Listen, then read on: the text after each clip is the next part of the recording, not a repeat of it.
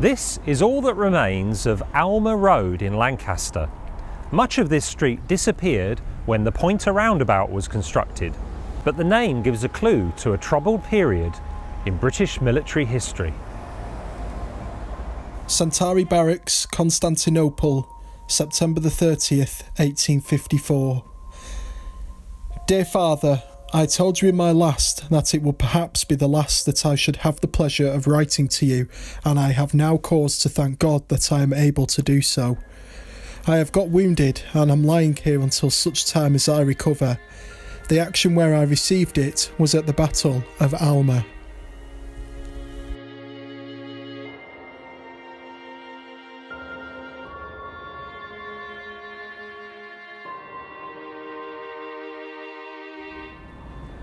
Between 1853 and 1856, war was fought between Russia and the combined forces of Britain, France and Turkey. The Russians attempted to occupy parts of the Balkans previously under the control of the Ottoman Empire, including the Crimea. It's often described as the first modern war, but although weaponry and techniques for killing had advanced, the conditions for troops were appalling. British encampment near Sebastopol, November 3rd, 1854. My dear wife, since I last wrote after the Battle of Alma, I may say we are fighting every day. The weather set in very severe. We cannot stand the cold.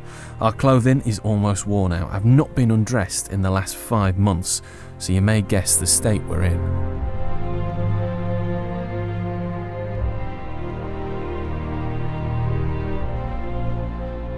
And because this was the first conflict to be reported on by war correspondents, the people at home knew exactly what was going on. The Lancaster Gazette printed letters from soldiers serving at the front. The barracks are made into an hospital, which is crowded.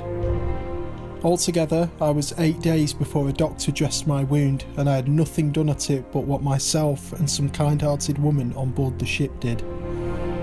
I shall never be able to march properly again, and I do not care how soon they give me my discharge, for such indifference to wounded men has given me a sickener.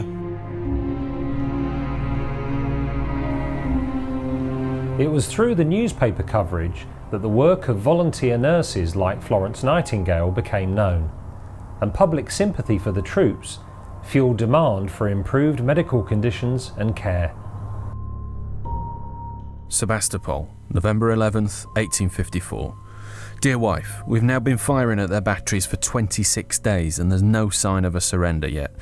The way we're compelled to lie on the wet ground day and night is enough to kill anybody, but I'm well in health now and hope to live to see you once more.